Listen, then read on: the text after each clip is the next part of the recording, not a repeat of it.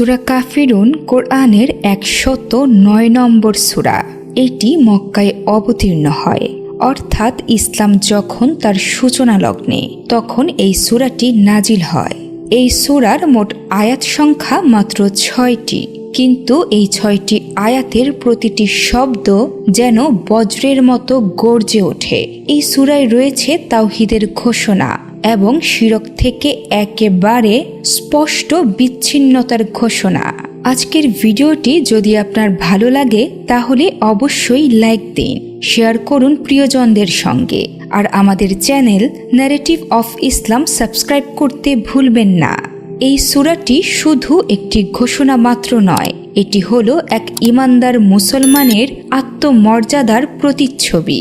ইতিহাস থেকে জানা যায়, এক সময় কুরাইশদের কিছু নেতা রাসূলুল্লাহ সাল্লাল্লাহু আলাইহি ওয়াসাল্লামের কাছে এসেছিল একটি আপোষমূলক প্রস্তাব নিয়ে। তারা বলেছিল, চলো আমরা ১ বছর তোমার আল্লাহর ইবাদত করব, আর ১ বছর তুমি আমাদের দেবতাদের উপাসনা করো। এই প্রস্তাবের জবাবে মহান আল্লাহ নিজেই নির্দেশ দিয়ে নাজিল করেন এই সূরাটি, কুল ইয়া আইয়ুহাল কাফিরুন লা আ'বুদু মা তা'বুদুন, অর্থাৎ বলুন, হে কাফিরগণ, আমি উপাসনা করি না তাদের যাদের তোমরা উপাসনা করো।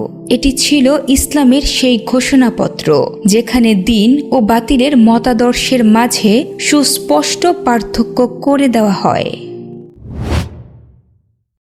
সূরা কাফিরুন হলো একজন মুমিনের আত্মিক স্বাধীনতার ঘোষণা।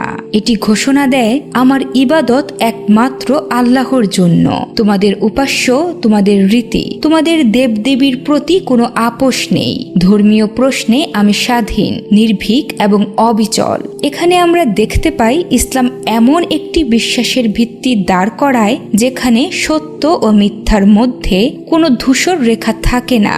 ইসলাম তার অনুসারীদের শেখায়, ঈমান মানে শুধু বিশ্বাস নয়, বরং স্পষ্ট অবস্থান, এমনকি কোনো জুলুম, ভয় বা প্রলোভনের বিনিময়েও তাওহীদের ওপর অটল থাকা। সেটাই সূরা কাফিরুনের মূল শিক্ষা।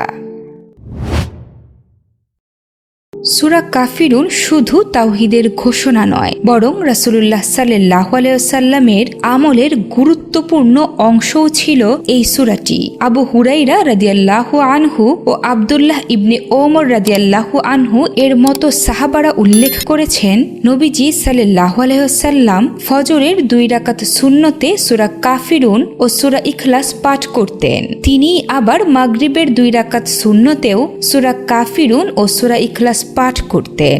এছাড়াও যখন তিনি কাবা শরীফে তাওয়াফ শেষ করতেন, তখন তাওয়াফ পরবর্তী 2 রাকাত নামাজেও এই সূরাটি পাঠ করতেন। এই নিয়মিত পাঠের মধ্য দিয়ে বোঝা যায়, নবীজি সাল্লাল্লাহু আলাইহি ওয়াসাল্লামের কাছে সূরা কাফিরুন ছিল আত্মপরিচয়ের, আত্মমর্যাদার এবং তাওহীদের অটলতার প্রতীক। নবীজি সাল্লাল্লাহু আলাইহি ওয়াসাল্লাম শুধুমাত্র নামাজেই এই সূরা পড়তেন না, বরং তিনি এই সূরাকে রাত্রিকালীন নিরাপত্তার ঢাল হিসেবেও ব্যাখ্যা করেছেন। ফারওয়া ইবনে নওফল রহমতুল্লাহি আলাই তার পিতা হতে বর্ণনা করেন, নবীজি সাল্লাল্লাহু আলাইহি ওয়াসাল্লাম একবার তাকে উপদেশ দিয়ে বলেন, তুমি যখন রাতে ঘুমাতে যাও তখন সূরা কাফিরুন তিলাওয়াত করো, কেননা এটি তোমাকে শিরক থেকে রক্ষা করবে। ঘুম এমন এক অবস্থা যেখানে মানুষ নিজের কোনো কিছু নিয়ন্ত্রণে রাখে না। এই সময় আল্লাহর প্রতি পূর্ণ ভরসা ও শিরকমুক্ত বিশ্বাস নিয়ে ঘুমানো একজন মুমিনের আত্মার শান্তি এনে দেয়। সূরা কাফিরুন ছোট একটি সূরা, মাত্র 6টি আয়াত, তবে এর ভিতরে আছে ঈমানের শক্তি, নির্ভীকতা ও আত্মবিশ্বাস।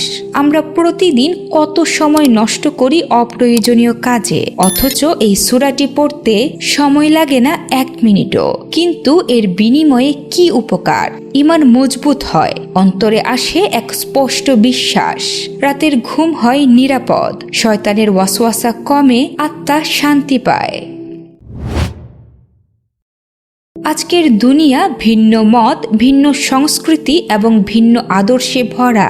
অনেক সময় মানুষ বাধ্য হয় আপোষ করতে বিশ্বাসের সাথেও, কিন্তু এক ইমানদার মুসলমানের উচিত নিজের তাওহীদের বিশ্বাসকে অক্ষুণ্ণ রাখা যে কোনো মূল্যে। সূরা কাফিরুন আমাদের শেখায় বিশ্বাসে আপোষ নেই, চাপ ও প্রলোভনে আদর্শ বদলানো নয়, বরং লাকুম দীনুকুম ওয়ালিয়া দীন, তোমাদের ধর্ম তোমাদের জন্য, আমার ধর্ম আমার জন্য।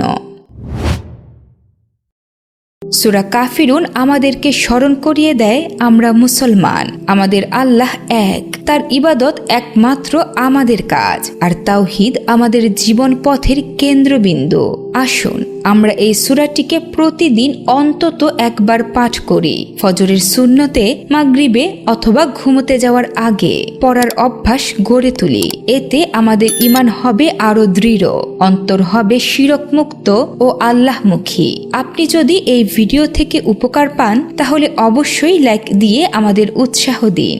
ভিডিওটি প্রিয়জনদের সঙ্গে শেয়ার করুন, আর চ্যানেলটি এখনো সাবস্ক্রাইব না করে থাকলে আজই ন্যারেটিভ অফ ইসলামের সঙ্গী হয়ে যান। আল্লাহ আমাদের তাওহীদের পথে দৃঢ় রাখুন। আমিন।